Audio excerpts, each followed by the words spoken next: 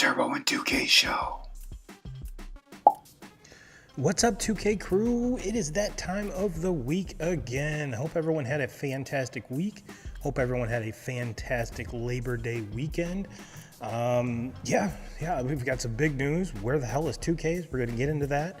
But man, we've got a whole slew of things to talk about and a lot of really, really good news, as well as kind of getting into some, I guess if you're a Michigan State fan, it's not such a great news headline or news day, but or a Bears fan or a Steelers fan or a lot of fans around the NFL and around the college football landscape. But we're going to dive all into that. So if you are on YouTube or watching live over on Facebook, welcome. Thank you for taking time to drop in, even though the Cowboys and Giants are kicking off momentarily. Or if you're still on the baseball train, the Giants and Rockies are playing on ESPN, so I'm not sure who the hell wants to watch that, but I do appreciate each and every one of you stopping in to say what's up. Speaking of which, if you are watching live, go ahead and drop in whatever platform you're on, drop me a comment, say hi. If you are on Facebook, I did post a link in the comments. Click that link so that my live streaming software can actually pull up your name and your profile picture so it doesn't look like this. Facebook user. Even though that's Kyler Thornburg. Kyler, what's up, brother? Says Lions are king, Bears are bad. Tuck is still coming. Yeah, it is a bad time for Bears fans, that is for sure. We're looking very, very good at getting that number one overall pick yet again. So I know it's just week one. It's just week one. So it is going to be it is going to be something that if we're Bears fans, we're used to it. We're used to it. But yeah, let's like I said, thank you. Hit that subscribe button, hit the like button. If you guys are on the audio side, our unsung heroes of the whole 2K crew, go ahead and give us a follow. Give us a big old like, so that shoots us up the rankings for the Sports Talk podcast. So all is much appreciated. All is much appreciated. And if you guys are feeling extra saucy, go to buyturboabeer.com. You can buy 2Ks and I a beer, and you can help support the show financially. And you can also sign up for my weekly blog that I do. And just any and all support is absolutely awesome, guys and gals. Well, we do have another comment from the Facebook group here. It says, what's up, Turbo? Go Lions. But as a football fan and a fantasy football fan, I must say that the Lions didn't win. The Chiefs lost. We'll take the W for sure, but I believe that with Kelsey and a healthy defense, the Chiefs would have beat us by 3 touchdowns. The Lions had terrible clock management in the first half. We are playing not to lose rather than playing to win. Obviously, things worked out in a non-typical same old Lions finish, which I love. With that said, it's early in the season. I love golf. Go Lions, but we are very fortunate. And that is from Justin Ross. What's up, brother? What's up, brother? Good to see you, man. Long time no see. Kyler also says here, hey, how many stars will it take to call the Lions America's team the rest of the season? I'm sure Jerry Jones would contradict that, and probably your dad. We're going to jump into any and all of that going forward here tonight. Let's jump into. We're going to start off with college here, ladies and gentlemen. We're going to start off with college. I'm just going to glaze over this because this is not what this sports show is about. But it is relevant because A, it's here in Michigan, and B, it is going to be a big deal. This is from Barstool Spartans. Breaking: Michigan State has fired Mel Tucker. All that I'm going to say about that is it was a sexual harassment allegation. So something to keep an eye on if you are a Michigan State fan. It is rather unfortunate with the way that he's kind of rejuvenated things after the last regime. But that's pretty much all I'm going to say about that. Just wanted to bring it up. Not going to get too in depth with it. Here's the new AP poll, guys. guys and gals, Georgia 1, Michigan 2, so nothing changed there. Florida State jumps all the way up to 3, Texas to 4, USC to 5, Ohio State drops to 6, Penn State up to 7, Washington to 8, Notre Dame jumps to 9, and Alabama falls to 10. And I'm let's just call a spade a spade. Michigan took care of business with their game, so kudos to them. They won when they should have. But yeah, pretty much. I mean, obviously, game day was there. Pat McAfee was there. So if you guys or gals had the opportunity to watch the simulcast over on ESPN2 with Pat and his crew, absolutely electric as always. So I have a feeling there's going to be a handful more of those. So I can't wait for those. But what a game! What a game! Alabama, Texas. Coach Sarkisian comes in to Alabama, rips a win away, and you could honestly say that if you watched from halftime on, you really watched the vast majority of the game. So I mean, it is, even though the score was kind of is not indicative of how Texas really just dominated that whole entire thing, at least in my opinion. So yeah. This was probably the worst Nick Saban team I've seen in quite a long time. And honestly, 2K crew, you could argue that with a healthy Ewers last year, Texas would be 2-0 against him. And that would have been Alabama's third loss last year, which wouldn't even come close to the college football playoff, even though they weren't in it anyway. But there was still the clamoring that because it's Saban, and yes, they had 2 losses, and he came out with his big, to do about it, ripping a huge promo, trying to get his team in there, but ultimately was left out, and rightfully so. But this Texas team, there's been a lot of folks, a lot of clamoring, is Texas for real? Is Texas for real? And I firmly believe so. I firmly believe so. We saw great defense on both sides, actually. But yeah, the middle of the third quarter, someone just threw a whole bunch of gasoline on it and lit it on fire because, wow, DBs weren't covering anybody, and both those quarterbacks are kind of putting on a show. But Ewers led. I mean, he was the story. And you talk about great deep balls down the field. I mean, just an absolute all-time performance. Does this mean that Alabama's dead? You can make an argument that yes. Like I said, it was supposed to go down that Alabama was going back to this 12 formation, ground and pound, beat you on defense, and I really don't think they have the athletes to do that right now. Yes, I know it's their second game. However, this was a big game. This was a big game. And especially when you have an ex-coordinator from the Saban tree come into Alabama and do it the way they did. I mean, it wasn't even close. It was at halftime, but then, it just started rolling. And just when I was watching the game with my wife, shout out Kristen. And I was like, yeah, you watch.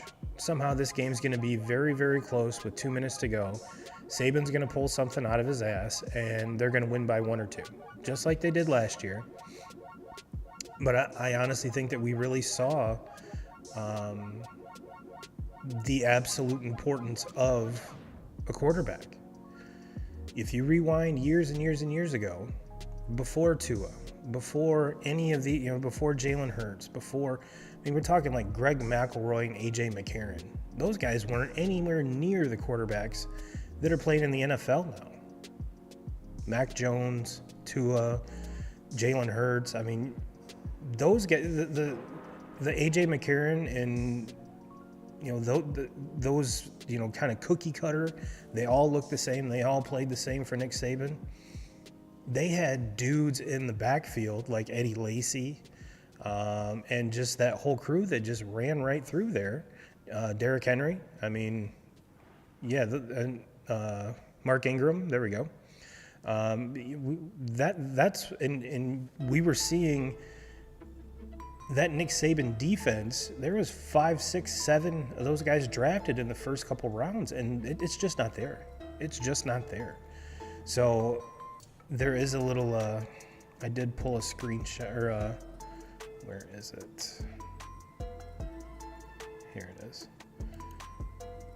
I did pull a tweet. This is from Joseph Ramirez at True Sophomore over on X. Did hashtag Notre Dame poison 2 top SEC programs, Kelly at LSU and Reese at Alabama? Meanwhile, Marcus Freeman has cleaned that house and it's a breath of fresh air. Hashtag Go Irish. I know we're not talking about the Irish right now, but this is very prevalent because we're seeing kind of the same kind of mojo going on. The only difference is that Saban's resume is backed up the kind of the we're not panicking quite yet, but those Roll Tide fans aren't going to tolerate losing much longer. And is Saban's seat hot? No, not at all. Not at all. But we shall see.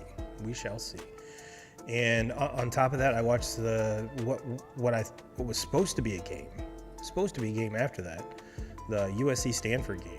Wow, that was if Stanford, or excuse me, if USC can find just a little bit of defense, and I completely understand we're talking about a Stanford team that is pretty terrible. I mean, I thought going into the season, this Stanford team was going to be, I'm not going to say the Andrew Luck Stanford or the Toby Gerhardt Stanford, but at least look some at least respectable. This wasn't even respectable. I mean, good Lord, it was 21-0 with like 10 minutes to go in the first quarter, 2K crew, quarter. And on top of that, Caleb Williams had yet to throw a touchdown. Get that? I mean, 21-0. Yes, he ran one in, but he hadn't even thrown a touchdown yet. To me, that is absolutely crazy and asinine. So if I'm honestly sitting right here on September 10th saying that I am more afraid of USC as a Notre Dame fan than I am of Ohio State. I'll put it out there. I'll put it out there to the world. Just watching the speed and the playmakers and everything on that side of the ball, plus add Caleb Williams into it, my dear Lord. Now, the Notre Dame offense isn't a slouch. Their defense is not a slouch. So is it going to be a repeat of last year? Absolutely not. However, it does have me kind of going, ooh, okay, there's a lot of things that Notre Dame has to clean up before we get to that point. But we'll cross that bridge when we get there. We've got Central Michigan this week and the big game against Ohio State following. So it's kind of a put up or shut up. And I'm sure that all of the Michigan fans will be joining me in rooting for Notre Dame during that game. So welcome to the bandwagon. There's plenty of room for y'all. So yeah. And let's take a look at that graphic one more time here, 2K crew. Where'd it go? AP, there we go. And yeah, Texas jumps up, USC. We touched on Penn State. Or no, we touched on Ohio State. Penn State absolutely blew the doors off whoever the hell they were playing. So that is just absolutely crazy. Washington stays pat, and like I said, Bama goes down to 10. And one thing I did want to, I believe, and I did watch a portion of the Colorado game, Colorado-Nebraska. And again, that was kind of a clunker going into halftime as well. And then all of a sudden, Deion and the boys get it rolling, and I'm not saying that Deion and that's kind of the sad part about this 2K crew, is that we're talking about this, we're talking about the Colorado program as Deion's team. Yes, I understand it's the coach, they're led by the coach. I completely get that. However, shouldn't we be focusing more on the players rather than just Deion? I know he's doing stuff that's completely unprecedented. which I am fully behind. I'm a huge fan. I've bought in. I love every single thing that he's doing. It just seems like all of the focus is on him, and maybe that's the way he wants it. Maybe that's the way he wants it. But it is. They were outside of the top 25, I believe. Last week going in, they were 22. They've now jumped to 18, I believe. So the conference is winnable. The conference is totally winnable, and I think this team will get better. It's just a fact of we see kind of Shedeur Sanders when he took his helmet off like an idiot. After a phenomenal play, they get the penalty. He goes over to his dad, and Deion's like, you can't take your helmet off. You can't do that. He's like, well, Dad, it was personal. It was personal.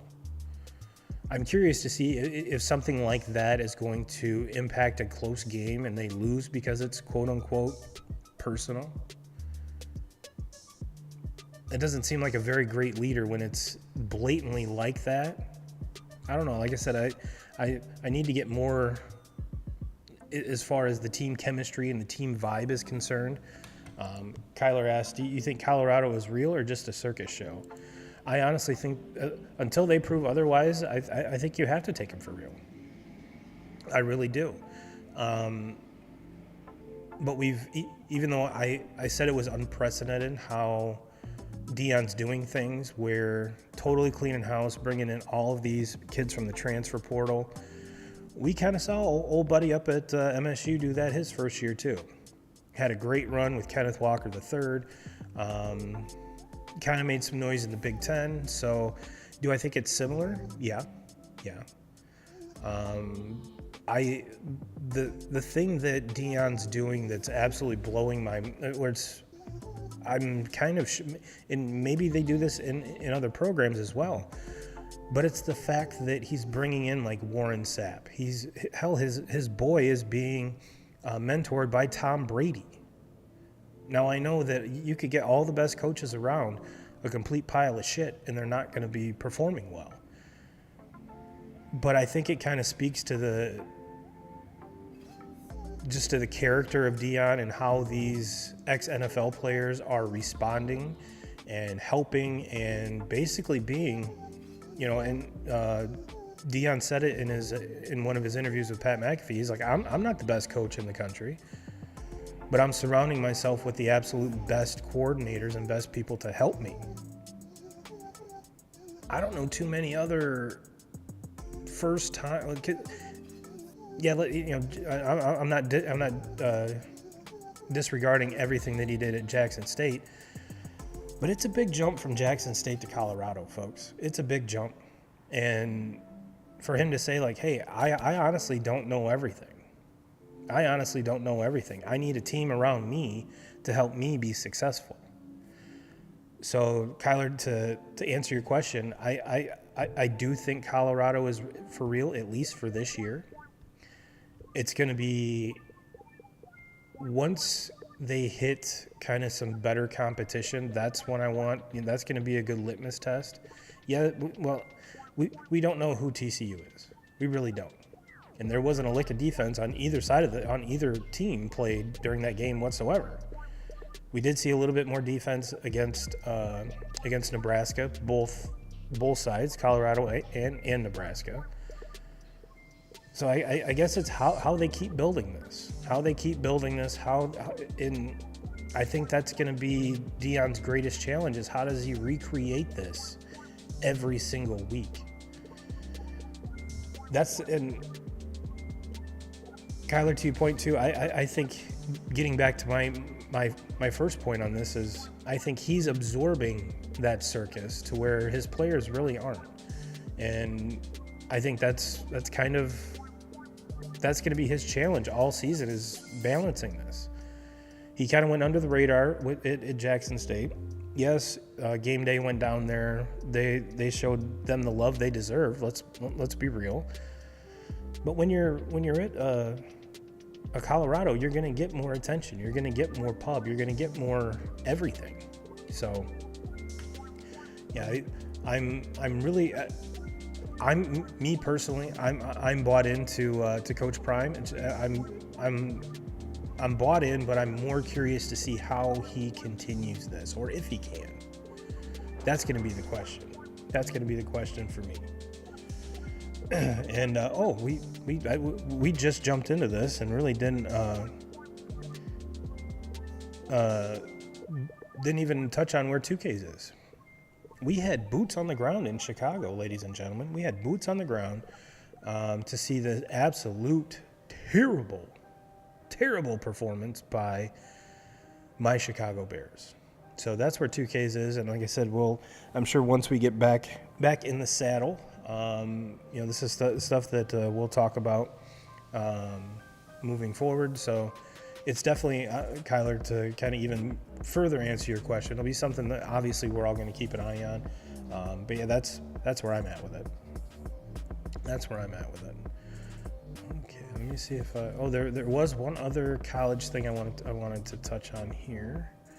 We all remember I believe it was Miami that started the whole turnover chain thing, and well, it's finally made it to the MAC, ladies and gentlemen. So if you missed this over the weekend, this is from Barstool Gambling.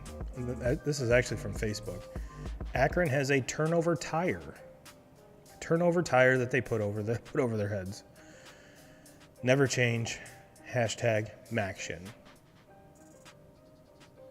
I guess that's a very interesting way to do things, but I mean, I guess on a Mac budget, that whole turnover chain turns into a turnover tire. Hopefully that's a bigger tire than like a Prius tire. So yeah, that's I just thought I would throw that in there for old shits and giggles sake. But and while I'm thinking about it, and this is something that if I was a good podcast host, would have already looked into it. But week 3, what kind of matchups do we have here? Week 3, we already talked about Notre Dame Central. Florida State goes to Boston College. Penn State to Illinois. Georgia hosts South Carolina. Alabama to South Florida.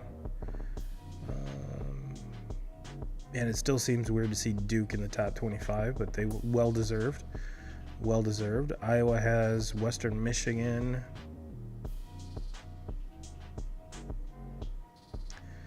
Michigan hosts Bowling Green, and like I said, game day is going to Colorado.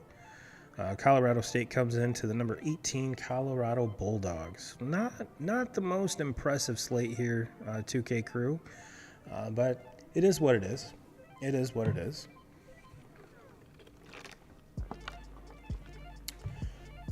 For all of you watching, what was your biggest takeaway from the weekend? What was your biggest takeaway? Let's flip sides here and go to the NFL. Ladies and gentlemen, the NFL is here. We had Thursday night football. I mean, if you think about it, we had Thursday night football, we had some Friday night football, we had last night, we had tonight, and we have tomorrow. Let's check some NFL scores here. We already talked about the Packers Bears, but let's talk about the good side of things. Make this bigger. That's what she said. Let's go with the box score. Packers. Jordan Love in his first opening day debut. First time that a quarterback named Favre or Rodgers hasn't started since like 1937, it seems like. But he goes 15 for 27, 245 yards, 3 touchdowns, and 0 interceptions. I think that's huge. He's helped out a lot by Aaron Jones before he went out. Big shout out to Romeo Doubs having his first 2-touchdown game of his career, I believe. Justin Fields goes 24 of 37 for 216, 1 tud and a pick. And his broke ass can't break 59.5 fucking yards rushing, 9 carries for 59 yards. 2Ks and I did a Bears Cowboys bet, and the hook got us.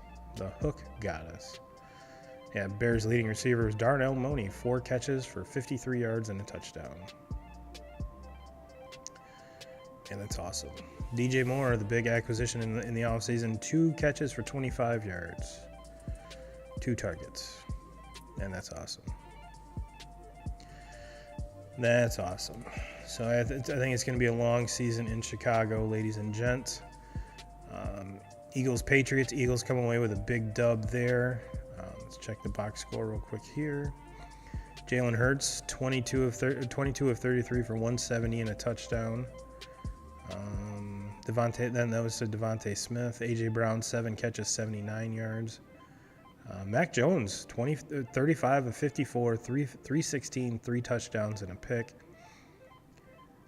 I have a feeling that if the Patriots are going to be throwing 54 times every game this season, we're going to see similar results here, because this Philadelphia Eagles team went to the NFC title game. They're not going anywhere. And it was 25-20. It's not like this game was out of hand quickly. Bryce Young loses his debut, 24-10 to the Falcons. Joey Burrow had just a shit game after signing the largest contract in NFL history. Wow. 14 of 31, 82 yards, no touchdowns, no interceptions. That's something. I know it was rainy. I know the conditions weren't great. But got to do something better.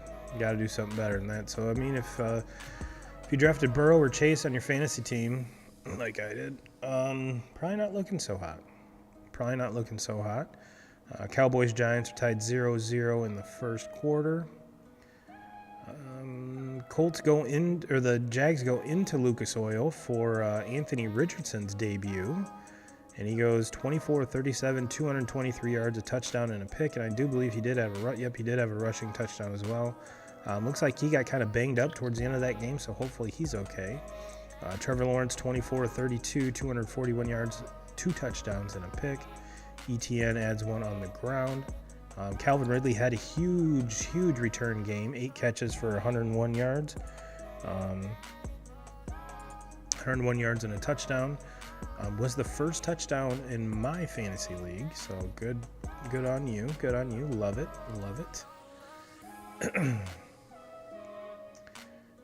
And this is another one that boggles my mind, 2K crew. The Bucs go into Minnesota and come away with a 20-17 victory. Kirk Cousins, Kurt Two Chains, Kurt whatever you want to call him, 33 of 44, 344 yards, 2 touchdowns and a pick. Justin Jefferson goes 9 catches, 150 yards.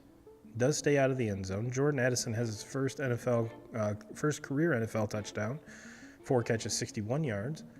But the fighting Baker Mayfields. Baker goes 21 of 34, 173, 2 touchdowns. So there wasn't a whole lot of scoring, obviously,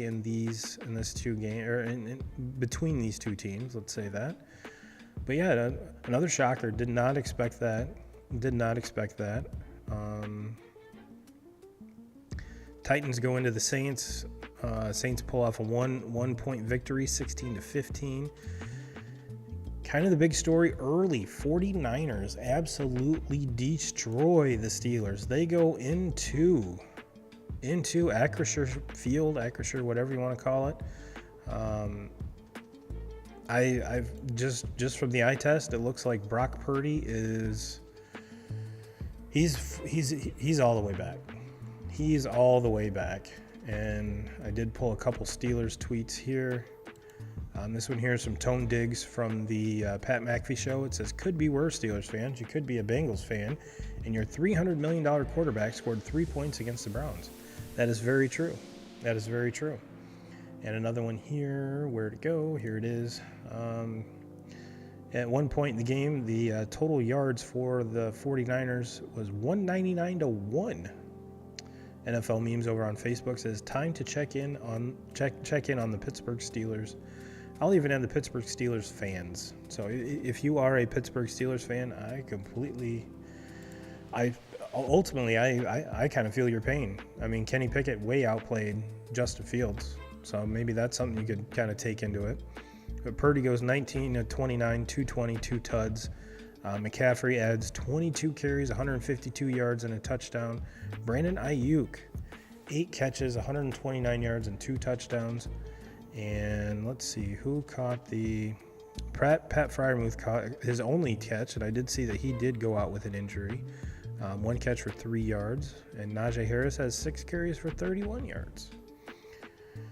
Which it sounded like this game got out of hand. Yeah, it was 20-7 at half. So yeah, this game got out of hand quickly. So Kenny was throwing the ball probably a lot more than what Steelers fans would have probably liked. Let's keep cruising. Got a couple more to go here. Cardinals, Commanders. Commanders win 20-16. Not even going to jump into that. Texans, Ravens. The only thing I'm really going to... let's jump into this one. C.J. Stroud, 28 of 44, 242 yards. Lamar Jackson, 17 of 22, 169 yards and a pick. J.K. Dobbins does get into the end zone, but does rupture his Achilles, so it looks like he's going to be on the shelf for the rest of the year. Kind of sad because it seems like that dude he always comes back and always has this great kind of grandeur about him, and then just gets hurt, So kind of sucks because he is pretty good. Let's see here. Good Eagles, Pats. Raiders, Broncos. Raiders upset the Broncos at home. Russ did have, it seems like, a better game than what he's used to having. At least there was, I'd say at least things were simmering. I'm not going to say he was cooking all the way. Jimmy G goes 20 of 26, 200 yards, 2 touchdowns and a pick. Kind of your standard Jimmy G line. Josh Jacobs, 19 carries, 48 yards. Russ goes 27 of 34, 177 yards, 2 touchdowns. 1 to Cortland Sutton and 1 to Lil Jordan Humphrey. Javonte Williams, good to see him back. He totes the rock 13 times for 52 yards. Let's see here. Let's get to a good game. Dolphins and Chargers. This was, in my opinion, this was one of the harder ones to pick. Because we don't know how, the big question mark about the Dolphins is can Tua stay healthy? Yes, he took jiu-jitsu, he did all this stuff in the offseason. Is it going to help? And on the flip side, we've got the Chargers that Justin Herbert just got his bag. So how is he going to respond? And hopefully, I mean, he did respond just a little bit better than Mr. Burrow. But Tua goes 28 of 45, 466 yards in the air, three touchdowns, 1 pick. Really wasn't a whole lot of run game to had, but Raheem Mostert did get into the end zone. But Tyreek Hill, 11 catches, 215 yards, and 2 touchdowns. River Carracraft catches the other one from Tua. And Herbert goes 23 of 33, 228 yards, 1 touchdown. Austin Eckler, 16 carries, 117 yards, and a tud. Obviously, I mean, judging by the score, 36-34, obviously a close game throughout the whole entire game. If the Dolphins are going to keep this up, I mean, I'm pretty sure we can all agree that this Chargers offense is I'm not going to say just as formidable, but they're definitely not just a rollover team. So when you say, well, Turbo, I mean, both defenses gave up over 30 points. True. But both these offenses are absolutely fantastic. So I'm not sure how we can judge the bar on either one of these teams just because, these offenses are so good. But if you're a Chargers fan, I would not be fretting one bit.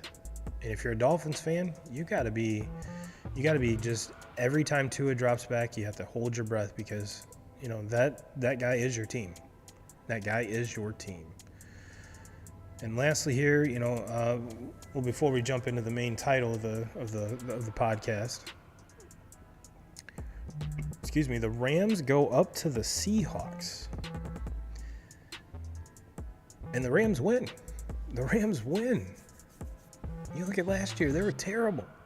They were terrible. Stafford goes 24-38 for 334 yards. Geno Smith.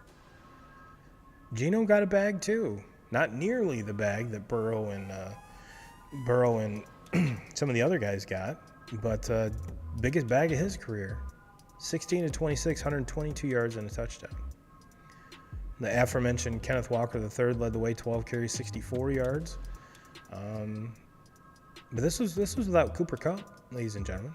Cooper Kupp's on the whatever that list is where he can't play for the first 4 weeks. So maybe I'm not saying the Rams are back by any means, but the Rams might not be terrible. Might not be terrible.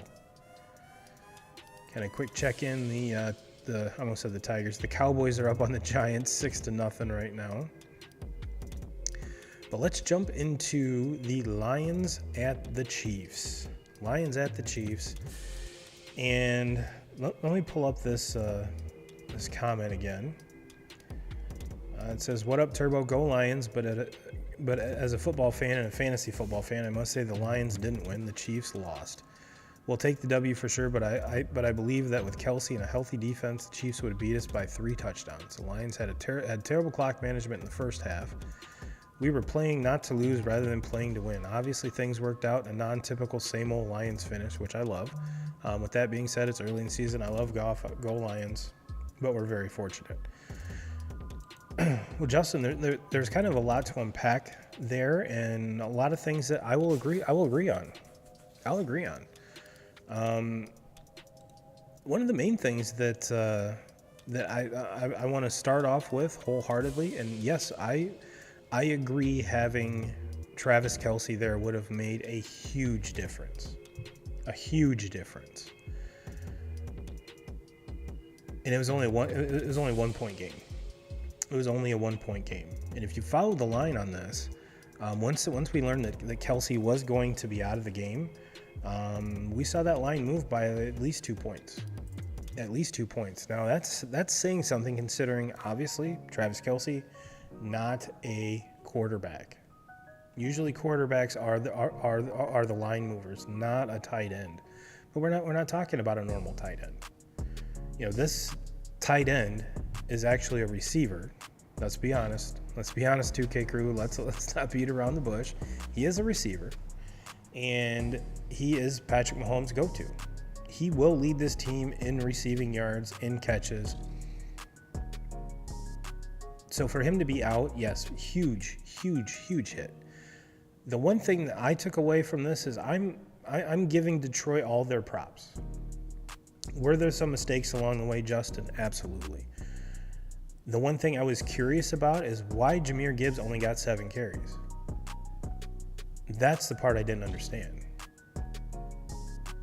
Going away from that, it's the thing that I think Lions fans are going to have to get used to is they're going to be this offense is going to be predicated on the play action. That's when Jared Goff's at his best. When that Rams team went to the Super Bowl, him and Melvin Gordon, dude, they were play action beasts. Took that away the following year, Jared Goff stunk. So yeah, that's where he thrives. That's where he makes his money. So to kind of get to they're playing not to lose. That's going to be their game plan going forward. They're not. This team isn't built like the Dolphins. There really isn't that guy to take the top off the defense. Jared Goff doesn't have a huge arm, so they're playing to his and this team's strengths. They've got one of the best offensive lines in the league. When's the last time a Lions fan could say that, or any NFL fan for that matter? The Detroit Lions have one of the best offensive lines in football. So you're going to see a lot of run game. You're going to see a lot of play action. this is kind of the whole clock management thing. Totally agree with that. Totally agree with that. But to get back to my point before I went off on the Lions tangent is I'm more disappointed in Andy Reid. Andy Reid is supposed to be this amazing play caller, have all the tricks in the book, Patrick Mahomes was your leading rusher.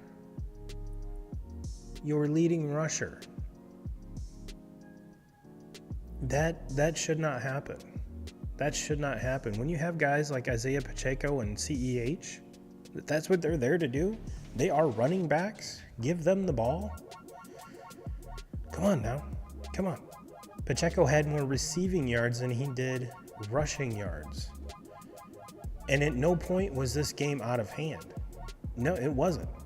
It wasn't. Going into halftime, the Chiefs were ahead 14-7. So that's my biggest takeaway of this whole entire game is kudos to MCDC and the Lions, but I'm very disappointed in the Chiefs. Very disappointed. But to get back to the the thumbnail here, I think the Lions, out of the Packers, out of the Vikings, the Bears, had the best showing in week 1. So if you're asking me to pick a team to win this NFC North after week 1, hell yes, give me the Lions. Give me the Lions by a lot. The Bears are obviously done. I'll say it, they're done. The Packers showed signs of glimpses of goodness, I guess, but it's very hard to say how good they are because the Bears are that bad. And the Vikings got beat by the Bucs at home. At home. You can't have that. You can't have that. So this division will come down to the Packers and the Lions. Packers and the Lions, and I wholeheartedly give me MCDC and the Lions over the Packers. This Lions team will lose some games. Don't get me wrong. And maybe this week 1 was a fluke because of everything we've already talked about. But a win's a win. And they showed they could run the ball. They showed they could pass the ball. They showed they could block the Chiefs. They showed that they could play defense against the Chiefs. So yes, in my honest to goodness opinion, the Lions, as it stands right now, September 10th, are the kings of the NFC. I know I'm not going out on any super tangent or standing on a soapbox here because there's a lot of folks that are saying it. There's a lot of folks. I just need to see more of Jordan Love and this very young Packers team to actually put my finger on as to how good they actually are. But I think I've got a pretty good litmus test and a pretty good idea of who these Lions are. And they are the brand new Lions, not the same old Lions. Because like Justin said, the same old Lions would have lost this game. There would have been a blocked punt off someone's helmet, and who knows? Because the Lions found more ways to lose games than they found to win. I mean, it's nothing that I'm springing on or should come as a shock to any Lions fans. But I think this is the year where a lot of things turn around. Just to give you some picks on tomorrow night's game, Bills at Jets. We got Buffalo as a 2-point favorite. Let me see, over under at 45.5. We've got 2 great offenses here, but also have 2 great defenses here. And if you put a gun to my head and say you got to pick one, I'm going to smash the over on this one. Kind of traditionally what we've seen even going into the Super Bowl, when you have the number one offense playing against the number one defense, the number one offense usually prevails. And let's be honest, the rules are set and made up for the offense to win. So that 45.5, I think, is going to be blown out of the water. As far as Buffalo, -2. These are two teams that have a lot at stake. A lot at stake. Jets obviously bring in Rodgers, bring in Dalvin Cook. Their offense is laden with weapons. Breece Hall is back. They have the reigning Rookie of the Year. But that Bills front seven is nasty. Josh Allen is nasty. Stephon Diggs is nasty.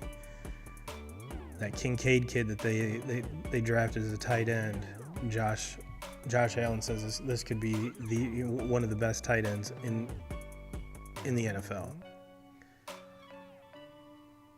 The Bills are finally healthy, with the exception of Von Miller.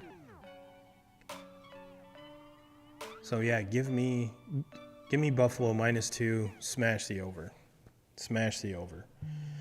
And for those of you that did reach out to me and wanted my advice on some picks today, I do apologize because I'm pretty sure I didn't hit any of them.